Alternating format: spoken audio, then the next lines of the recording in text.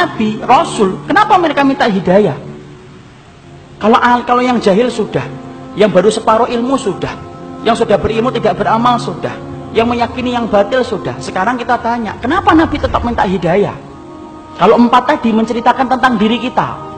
Tapi kalau kemudian yang kelima, kenapa nabi dan orang-orang soleh yang mengikuti jalan para nabi, yaitu para sahabat, para tabi'in, dan kita yang berusaha untuk mengikuti mereka, ridwanullah alaihim, kenapa kita masih tetap minta hidayah? Karena belum tentu apa yang antum dapatkan kalau sudah benar itu menjamin antum itu meninggal dalam keadaan itu. Kita apa pernah menjamin bahwasanya kita akan mati husnul khatimah dalam keadaan iman? Siapa yang menggaransi iman kita? Tidak ada. Minta hidayah supaya Allah itu memberikan istiqomah setelah kita dapat ilmu yang benar. Bukankah Allah menunjukkan lembaran-lembaran kehidupan sejarah, banyak orang yang mereka itu bertabur iman di awal kehidupan, tetapi mereka matinya murtad. Bal'am bin Ba'urah, apa kurangnya Bal'am bin Ba'urah? Hidup pada zaman Nabi Musa, di mana doanya dikabulkan oleh Allah setiap waktu-waktu yang sempit dan terdesak. Sampai Malik bin Dinar berkata, karena mujabud da'wah fi syada'id. Kalau sudah bicara tentang Bal'am bin Ba'urah, Masya Allah, doanya selalu dikabulkan oleh Allah dalam keadaan genting. Kata Malik bin Dinar rahimahullahu ta'ala ketika menafsirkan surat Al-A'raf 175. Tapi matinya murtad. Rajal Unfuah, sahabat Nabi, dipuji oleh Abu Bakar, dipilih oleh Abu Bakar untuk menjadi delegasi sunnah, mendakwahkan kepada Musailamatul Kadzdzab. Matinya beriman, murtad.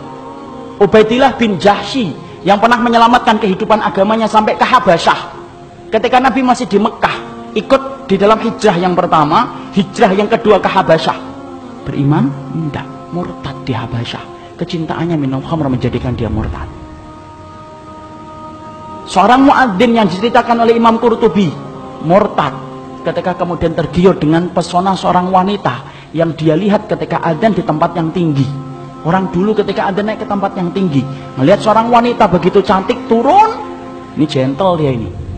Turun, dia katakan dia cinta sama wanita itu. Wanita itu berkata, tidak bisa kamu nerima kamu, karena kami Nasrani dan kamu Muslim. Loh, dengan apa saya bisa diterima? Berpindah kepada Nasara. Pindah, ikhwan. Murtad, meninggalnya di hari dia meninggal dunia. Akan mencampuri istrinya, naik ke atap, kemudian jatuh. Belum sempat mencampuri wanita yang menjadikan dia murtad. Siapa yang menjamin? Ini yang kemudian kita khawatirkan. Minta terus hidayah. Kenapa kita minta hidayah walaupun kita itu sudah memelihara jenggot, sudah kemudian ngaji, istri kita sudah kemudian berhijab yang syar'i, kegiatan kita sering datang ke kajian ilmu, bertemunya kita dengan orang yang solih, terus kita menjaga hangatnya iman. Tapi kenapa kita tetap minta hidayah walaupun ikhtiar sudah kita lakukan? Karena tidak ada yang menjamin antum akan masuk surga kecuali Allah. Ya, makanya sampai dikatakan oleh Rasulullah, ada di antara kalian, fa inna ahadakum la ya'malu bi amali ahlil jannah hatta yakuna bainahu wa bainaha illa dhira'un fayasbiqu alaihi alkitab fayamalu bi amali ahli nari hatta yadkhuluha. Makanya sampai Nabi beliau bersabda, ada di antara kalian yang melakukan amalan surga sampai antara dia dengan surga tinggal sejengkal, tinggal sejengkal ikhwan. Satu amalan tak langsung masuk surga itu harusnya. Tapi ternyata catatan takdir mendahului apa yang dia lakukan. Lalu kemudian di akhir kehidupannya melakukan amalan penduduk neraka hatta yadkhuluha, sampai dia masuk ke neraka itu. Ada pula yang sebaliknya, fa inna ahadakum la ya'malu bi amali ahli nar hatta yakuna bainahu wa bainaha illa dhira'un fayasbiqu alaihi alkitab fayamalu bi amali ahli jannah hatta yadkhuluha. Nabi kemudian berkata sebaliknya, ada pula di antara kalian yang melakukan amalan penduduk neraka terus sampai antara dia dengan neraka tinggal sejengkal tak, kata Nabi. Tetapi catatan takdir mendahului apa yang dia lakukan. Dia melakukan amalan penduduk surga sebelum meninggal dunia, lalu kemudian Allah masukkan ia ke dalam surga. Antum tahu Usairim bin Abdul Ashhal? Usairim bin Abdul Ashhal, seseorang sahabat yang dikatakan oleh Nabi sebagai penduduk surga, tapi keningnya tidak pernah dipakai untuk bersujud kepada Rabbnya.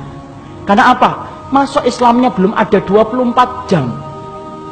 Ketika dia masuk Islam mengucapkan syahadat, dia bertanya, sholat? Belum waktunya sholat. Apa yang saya lakukan? Ayo berjuang bersama Rasulullah. Berjuang bersama Rasulullah SAW dan para sahabat. Ketika kemudian dalam peperangan tersebut Allah takdirkan dia meninggal dunia. Ketika meninggal dunia, Maka rame para sahabat membicarakan tentang Usaid bin Abdul Asyad.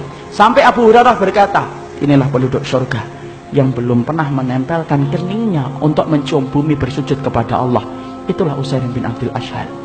Siapa yang jamin, ikhwan? Jangan sombong kalau kita hari ini sudah ngikut Pak. Jangan sombong ketika kita hari ini sudah ngaji. Belum tentu itu akan menjadi jaminan bahwasanya itu menjadi keimanan kita ketika meninggal dunia. Jangan magrur. Apa itu magrur? Tertipu dengan amalan kita.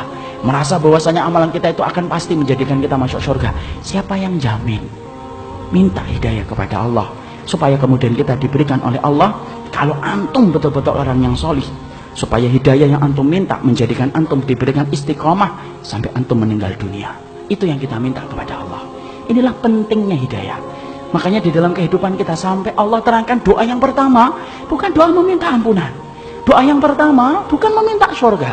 Doa yang pertama di dalam Al-Quran bukan meminta perlindungan dari neraka. Tapi doa yang pertama, ikhwan, antum sebagai hambanya Allah diajarin oleh Allah. Kita diajarin oleh Allah minta hidayah. Karena kalau antum sudah dapat hidayah, antum diampuni oleh Allah. Kalau antum sudah dapat hidayah, antum dimasukkan surga oleh Allah. Kalau antum minta hidayah, antum akan dijaga dari api neraka, dan itu didahului dengan hidayah.